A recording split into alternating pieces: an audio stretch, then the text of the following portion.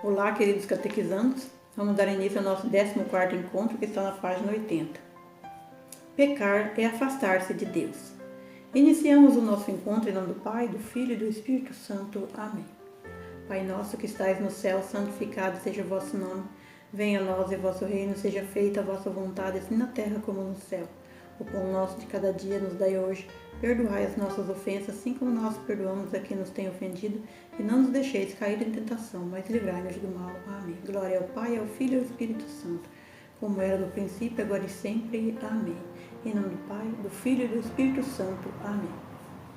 Deus, em seu infinito amor, criou o mundo e todas as maravilhas que nele existem para o ser humano. O homem e a mulher eram felizes porque viviam na intimidade com o Criador, em harmonia entre eles e toda a criação. A desobediência do homem e da mulher contrariou este plano de amor de Deus, e assim o pecado entrou para a história da humanidade. Mas Deus, que é amor, não abandonou suas criaturas. Crescer mergulhando na palavra de Deus. Em silêncio, peça a Deus, faça compreender a palavra que irá ouvir. Olá, sejam todos bem-vindos a mais este encontro. Em nome do Pai, do Filho e do Espírito Santo. Amém. A leitura de hoje é Gênesis capítulo 3, versículo do 1 ao 13. A serpente era a mais astuta de todos os animais selvagens que o Senhor Deus tinha feito. Ela disse à mulher: é verdade que Deus vos disse, não comais de nenhuma das árvores do jardim. A mulher respondeu à serpente: nós podemos comer do fruto das árvores do jardim, mas do fruto da árvore que está no meio do jardim, Deus nos disse: não comais dele, nem sequer os toque, do contrário morrereis. Mas a serpente respondeu à mulher: de modo algum morrereis.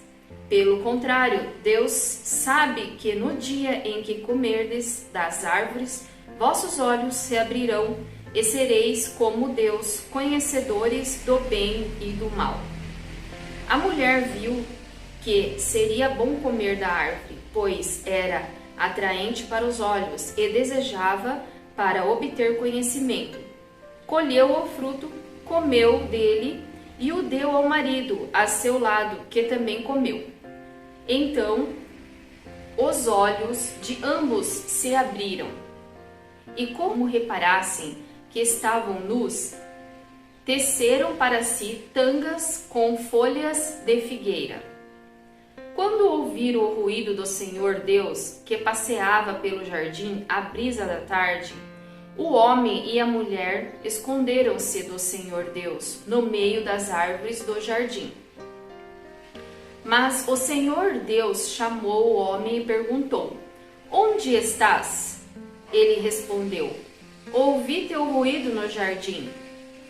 Fiquei com medo porque estava nu e escondi-me. Deus perguntou: e quem te disse que estavas nu? Então comeste da árvore de cujo fruto te proibi comer. O homem respondeu: a mulher que me destes por companheira, foi ela que me fez provar do fruto da árvore, e eu comi. Então o Senhor Deus perguntou à mulher: por que fizestes isto? E a mulher respondeu: a serpente enganou-me e eu comi. Palavras do Senhor. Graças a Deus.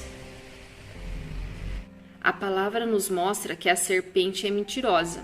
Ela já sabia que se Adão e Eva comessem o fruto, eles iriam morrer, iriam cair no pecado. Mas a serpente queria que Adão e Eva pecassem. Queria que eles ficassem igual a ela, mentirosa e que não sabe falar a verdade, a não ser que Deus obrigasse ela a dizer a verdade. Eva acabou caindo na lábia, deu trela para a serpente. E se Eva tivesse parado a conversa, Eva não teria pecado. Mas não, acabou acreditando na história da serpente que veio com um papinho. Deus falou que vocês vão morrer ao comer ou tocar no fruto? Não, vocês não vão morrer. Então Eva comeu o fruto e se tornou pecadora. E ela poderia ter falado para Adão: não coma, para você não cair no pecado também. Mas a mentira atrai mais mentira, e depois que você experimenta ela, você não consegue controlar. Você quer mentir cada vez mais e tem ainda interesse de levar mais e mais pessoas para este caminho. Então, devemos estar atento com a nossa vida para que o inimigo fique longe de nós. Agora eu passo a palavra para a próxima catequista dar andamento ao nosso encontro. Leia em silêncio o texto do livro de Gênesis. Agora que você já leu o texto, você já ouviu, né, a leitura do texto, então agora você vai completar essas perguntinhas que está sendo feita aqui, não é mesmo? Quem são os personagens da cena descrita? Como é o diálogo entre eles? Quem mais chamou sua atenção neste texto? Por quê? Qual é o projeto de Deus para os homens? Você já se arrependeu de alguma escolha que fez? Por quê? Por quê? Pense em fruto Deus está pedindo para você comer, não comer. O que Deus quer ensinar a você por meio deste texto? Paraíso é uma representação de nossa família, intimidade e de comunhão com Deus. Pecado é uma ofensa cometida pelas pessoas ao amor verdadeiro de Deus e aos irmãos. Então você vai, completar essas perguntinhas lá no seu caderninho. Tira uma foto e manda para a catequista, amém? Agora que você já completou, preencheu todas essas questões no seu caderninho, você já ouviu a palavra, então você vai escolher também um versículo para a sua vida.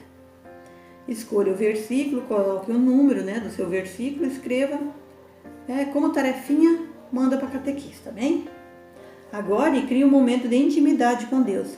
Faça uma oração espontânea pedindo a Ele para não pecar e permanecer firme no seu amor.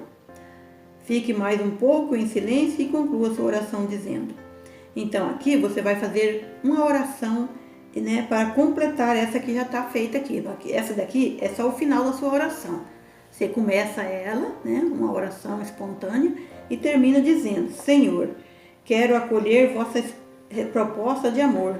Ficai ao meu lado e dai-me força para que eu não me afaste do vosso caminho. Protegei-me, Senhor, com vosso amor de Pai. Amém. Crescer compreendendo a palavra de Deus. Ao criar o ser humano, Deus o fez livre para escolher entre o bem e o mal, para escolher o que deseja para a sua vida e quais caminhos quer seguir. Mas esta liberdade o torna responsável pelas suas atitudes e pelas suas consequências, sejam elas positivas ou negativas.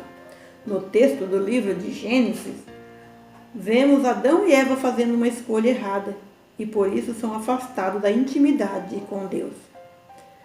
Que escolha Adão e Eva fizeram? Então, lá no texto, que é bíblico, lá vai estar falando qual foi a escolha que eles fizeram, o pecado que eles cometeram e que afastou eles, da intimidade de Deus. Então vocês vão completar também aqui, como tarefinha, mandar para a catequista.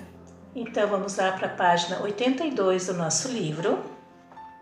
A origem de todos os males que atrapalham a vida humana está na escolha que fazemos, afastando-nos do amor de Deus, mas apesar da desobediência do homem, Deus não desiste de amá-lo e salvá-lo, e promete o Salvador.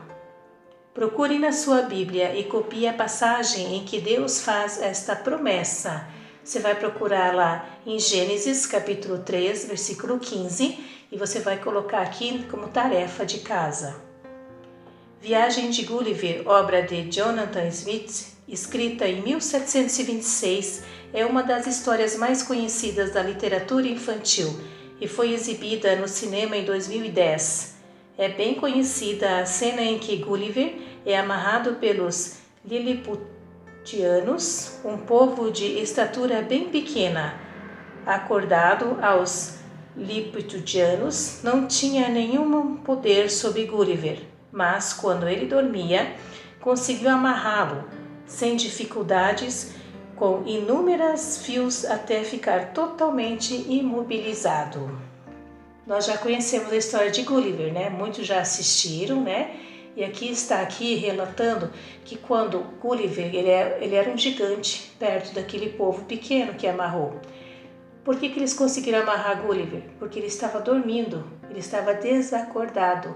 Quando a gente está dormindo, a gente não se move, a gente não tem atitude nenhuma, a gente não consegue fazer aquilo que a gente faz quando a gente está acordado, né? Por isso que eles conseguiram amarrá-lo. Agora vamos entender o porquê dessa figura aqui. Se não ficarmos vigilantes, os maus hábitos e os maus costumes nos imobilizam até ficarmos completamente dominados. Assim é o pecado conosco. Se a gente ficar afastado das coisas de Deus, ficarmos acomodados sem procurar as coisas de Deus, a gente fica amarrado e sem atitude nenhuma para sair do mal, sair do pecado. O que significa estar dormindo ou não vigilantes em nossa vida cristã? Significa que a gente não pode estar dormindo na nossa fé. Como que eu durmo na nossa fé? Eu durmo na minha fé quando eu não faço mais as minhas orações diárias, quando eu não agradeço mais ao meu Deus, quando eu não rezo o Santo Terço na minha família. Eu também adormeço na Palavra de Deus quando eu não pego mais a Santa Palavra de Deus, a Bíblia, para ler, para ouvir o que Deus tem para me dizer.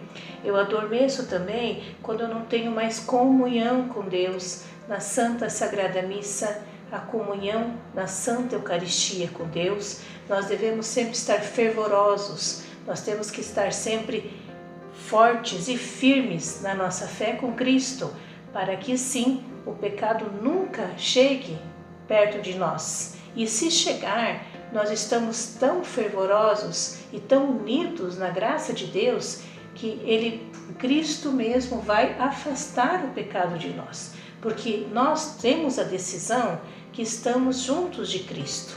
E a decisão é nossa. Ou nós estamos com Cristo ou nós não estamos com Cristo. Então, se eu estou fervoroso, se eu estou vigilante com Cristo e unido a Cristo, eu jamais vou optar pelo pecado. E lá na nossa página 83 do nosso livro, na Sagrada Escritura, encontramos muitas situações de pecados. Você sabia que o pecado pode ser olhado segundo a gravidade da falta cometida? Vamos entender o que isto significa. Pecado mortal é o mais grave, gera muito mal e sofrimento e nos afasta de Deus. Um pecado é mortal quando existe as seguintes condições. Matéria grave. O pecado é contra um dos 10 mandamentos. Pleno conhecimento. Sabemos o que é pecado e escolhemos cometê-lo. Pleno consentimento.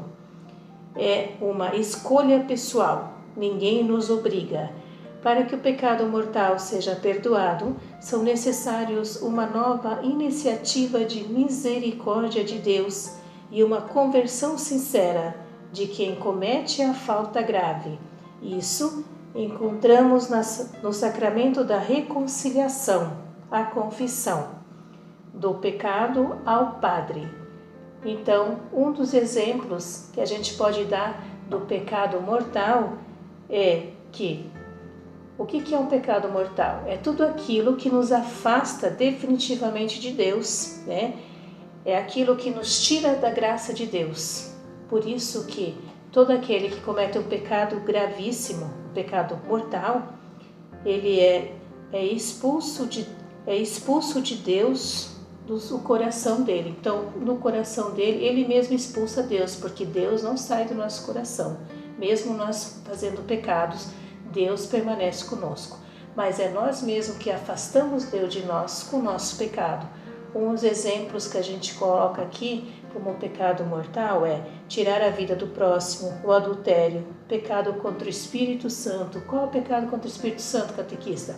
É eu não aceitar Cristo como meu Senhor Salvador, é eu não aceitar que Deus me criou, eu não aceitar a Cristo. né? E também aqui não honrar pai e mãe. Temos que entender que todos os pecados, tanto o mortal quanto o venial, são pecados contra os 10 mandamentos da lei de Deus. Pecado venial ou leve é aquele que cometemos sem a intenção de agir contra um dos 10 mandamentos, quando não temos conhecimento ou quando não escolhemos livremente cometer o mal. Os pecados veniais, embora sejam um mal e precisamos de conversão, não nos afastam totalmente de Deus. Estes pecados são apagados no ato penitencial da missa ou com práticas penitenciais, como o exame de consciência constante e as penitências feitas durante o dia, pedindo perdão a Deus. Mas, apesar de não ser rigorosamente necessária, a confissão das faltas comuns, pecados veniais, é recomendado pela Igreja. Então, o que a gente pode entender como pecado venial? O pecado venial, para a gente entender melhor, é como se fosse aquelas ervas daninhas, sabe, numa plantação? A plantação linda de soja está crescendo bem, saudável, aí aparecem aquelas ervas daninhas, que elas são aquelas plantas rasteirinhas, que são aquelas praguinhas que elas pegam ali na planta para matar a planta, para sufocar a planta, para tirar delas todos os nutrientes que é preciso para que ela viva bem e que ela dê frutos. Então o pecado venial é isso conosco, ele faz isso. A gente está no caminho de Deus, a gente está seguindo a Cristo, mas o pecado venial vem para nos sugar, para nos afastar, para nos tirar o que é mais precioso, que é a nossa seiva, que é o nosso amor pelas coisas de Deus, pelas coisas do alto.